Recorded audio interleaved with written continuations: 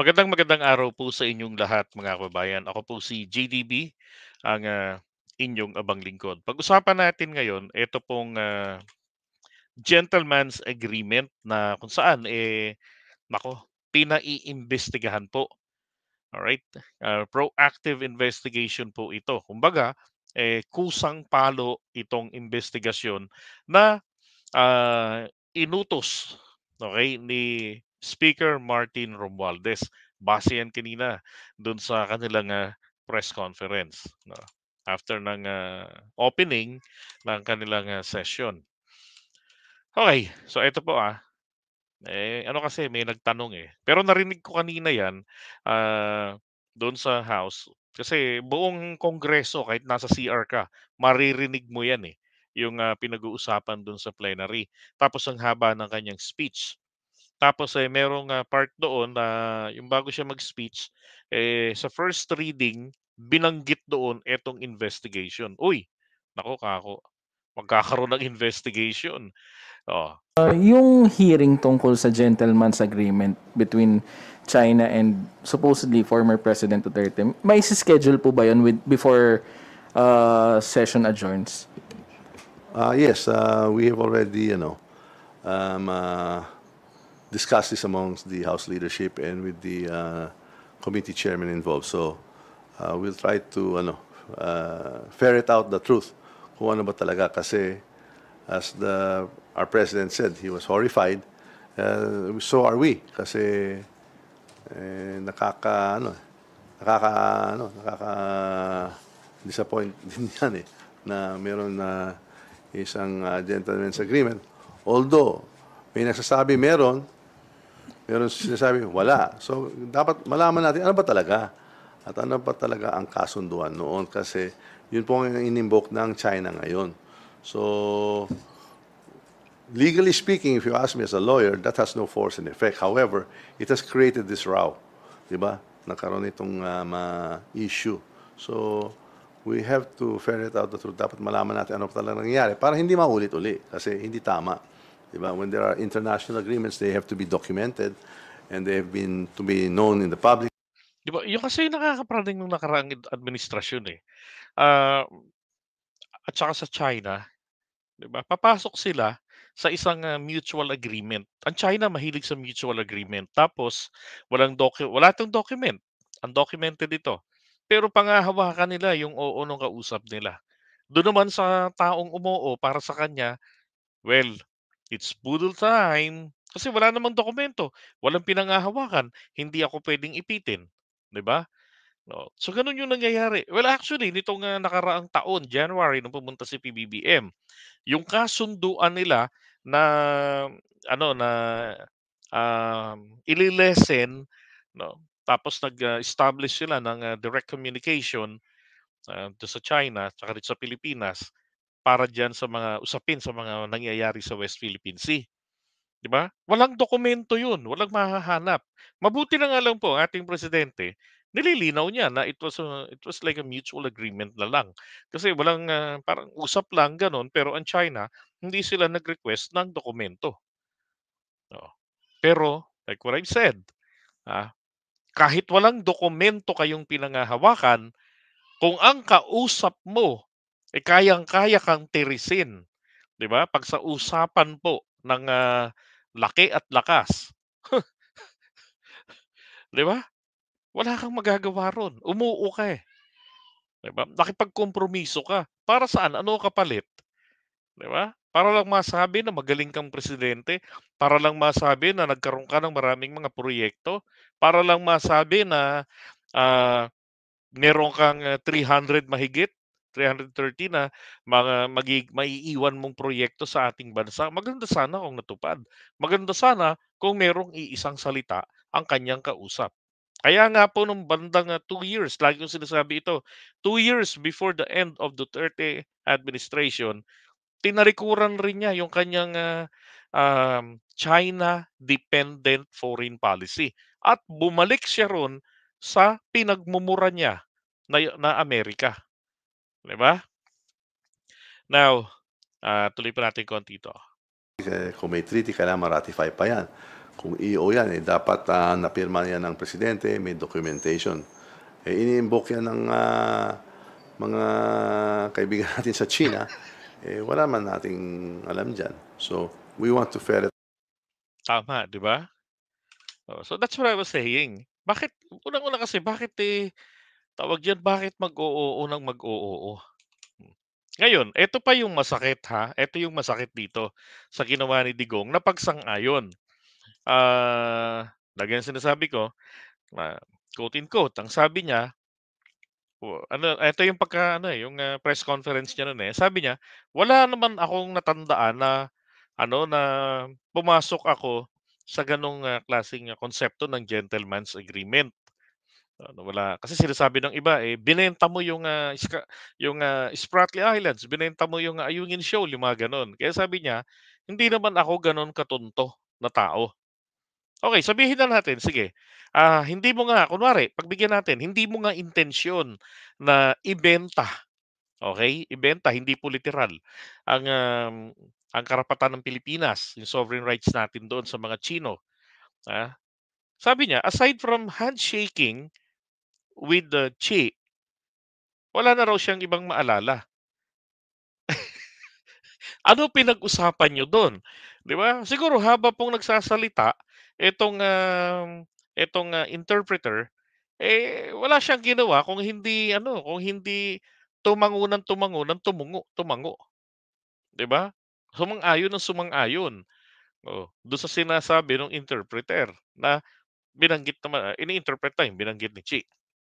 Hindi niya iniintinding maigi, lalo na't walang dokumento, para lang tanga, 'di ba? Kasi isipin mo, ikaw ang leader ng bansa tapos papasok ka bibisita ka, tapos yung binisita mong bansa hindi mo man lamang inalam kung anong kanilang karakter at saka bakit kakaiba, eh. Tanging bansa sa buong mundo na pupuntahan mo, hindi kayo ire-require ng documentation ng kasunduan. Abay, malaking kalokohan 'yan, 'di ba? At ang China naman, kahit walang dokumento panghahawakan nila 'yun. Hmm. Katulad na lang nung sinabi ni ERAP noon, nung sinadsad yung BRP Sierra Madre. Oo, alisin namin 'yan. Ano lang, sira yung ano, barko, papa-repair pa. Walang magre-repair. Low tide, hindi mahila. Walang hihila. Sabi ng China, "Ako na magpapadala ng hihila." Nanahimik na ro'n, 'di nila pinansin. Hindi nila diniretso, "Uy, hindi namin aalisin 'yan." 'Di ba? Nung kay Gloria Arroyo naman, sobrang bait sa China. 'No. Ako, naniniwala ako na itong gentleman's agreement po na kung saan na-realize ng China na anyway, lumang barko 'yan, it's just a matter of, maybe 50 years, magigiba rin 'yan. But we have to make sure na ang gobyerno ng Pilipinas in the future, hindi na po sila hindi nila ito i-re-reinforce, hindi nila ito papalitan ng permanent structure.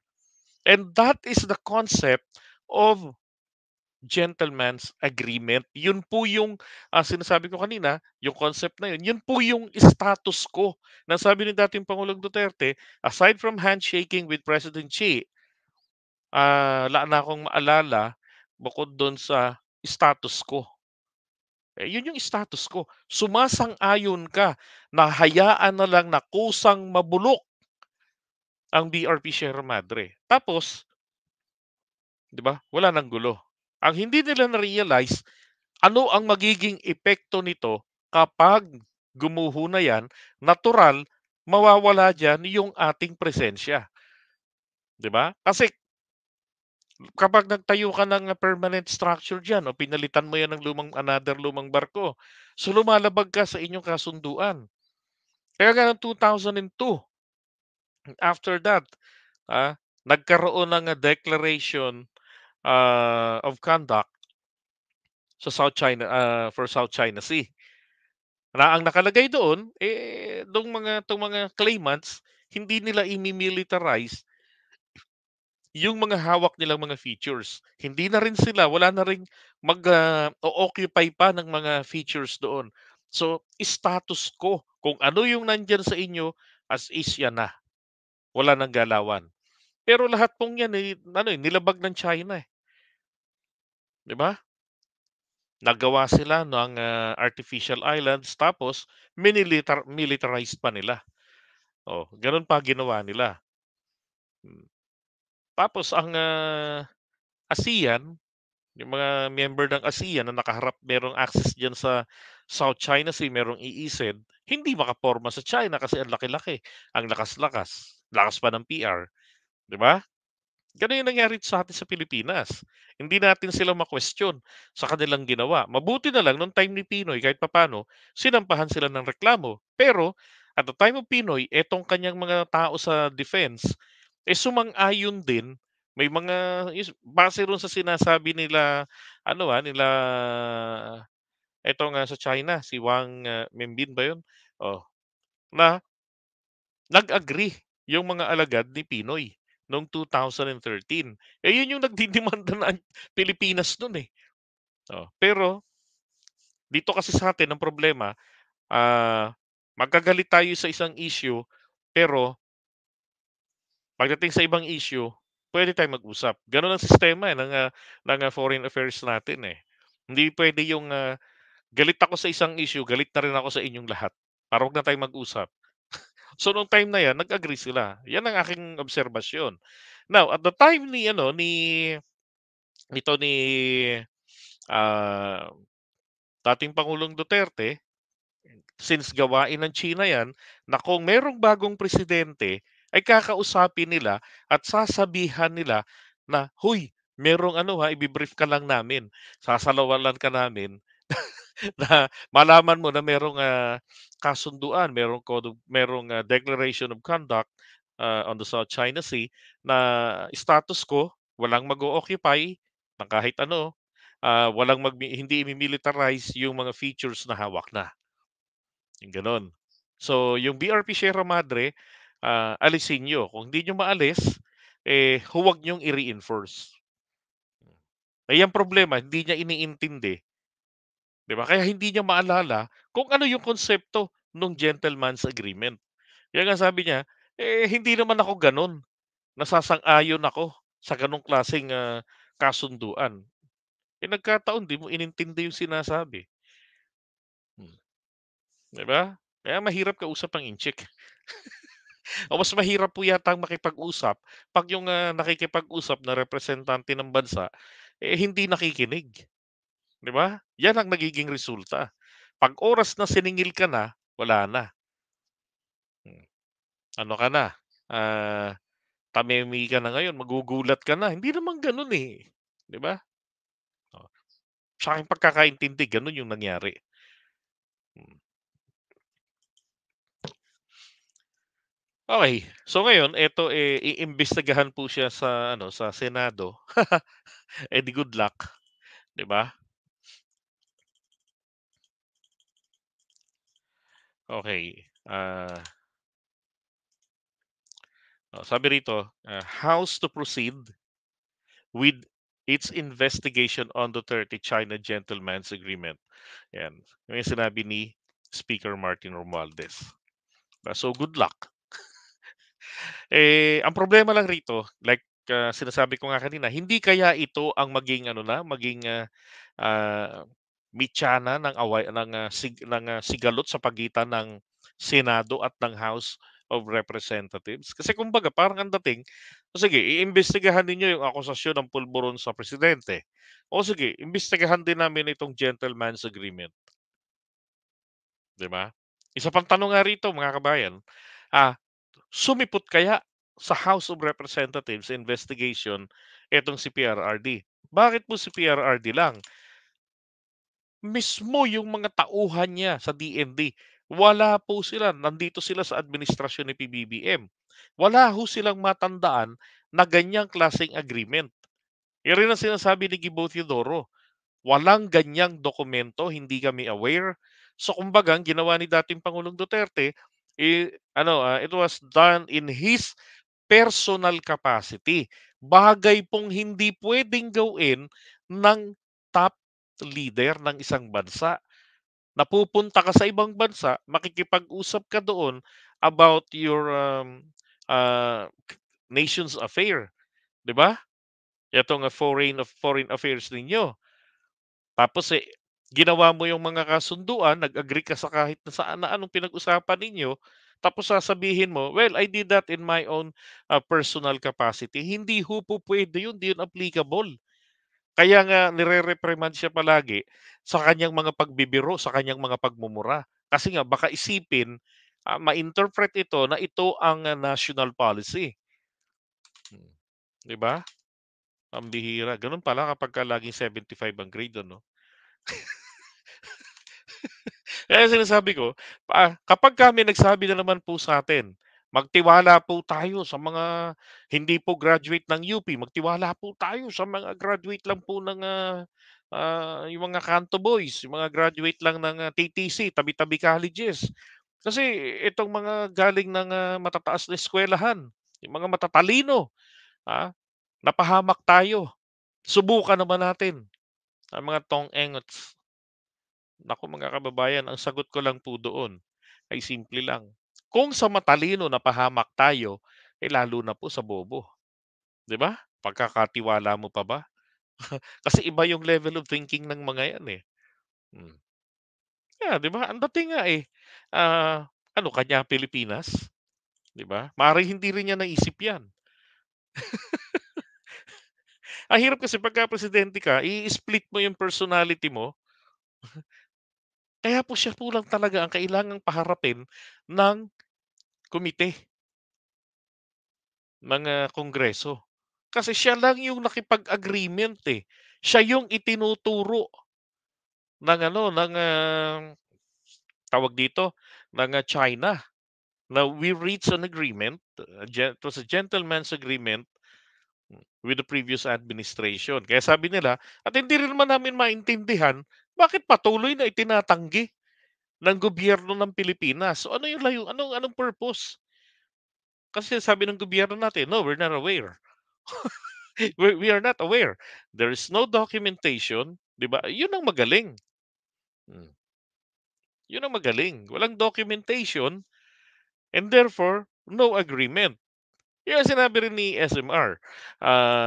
For me, being a lawyer, this is ano, null and void or void of initio. Null and void from the very beginning. Bakit?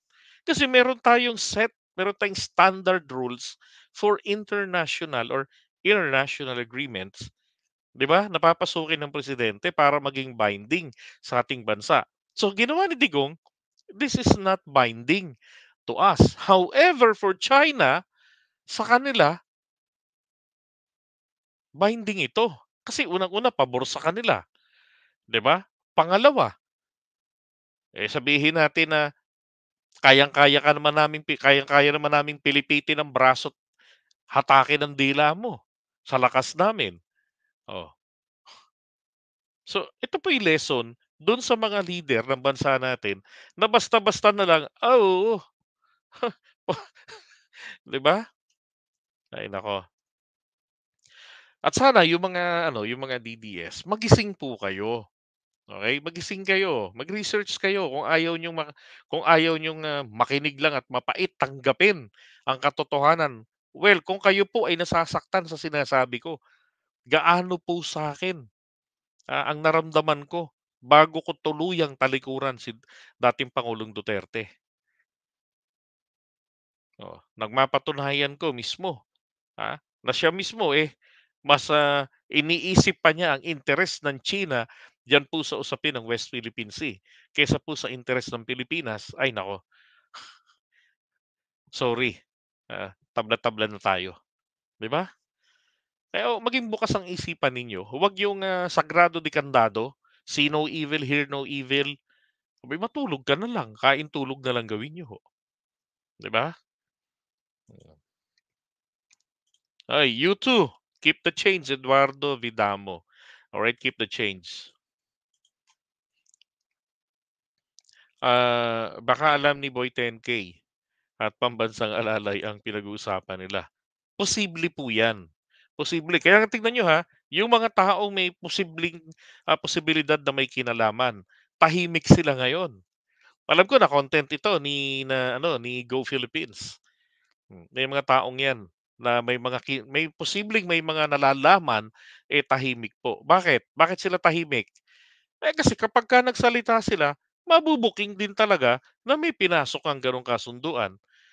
'Di ba? Kaya nga itong investigation na 'to na gagawin ng Kongreso, maliwanag na maliwanag ang mapapahiya rito ay si Digong. So, Bongo and, dating, itong former DFA Secretary ni Digong na si Senator Alan Cayetano, kailangan niyang pumunta ng Kongreso and defend. Alam niyo po ba kung ano ang reaksyon dito ng Senado? They are very, very cold with this investigation. Ah, Ito para sa kanila, hindi kailangan na imbestigahan. Ay nako, okey na 'yun, na hindi po nila imbestigahan, okey na 'yun. Importante dito meron po tayong Kongreso na mag-iimbestiga at mas may sense itong mga 'to pagdating po sa line of questioning na ginagawa nila, 'di ba? Kanina I was asked, "Gusto mo ba JDB mag-cover sa Senate?" "No, ayoko." Sabi ko, boring dun, doon sa Senate, eh. Mas gusto ko rito, mas mga matatalino yung tao rito sa House of Representatives. Mm. Okey, so iwan muna natin 'to.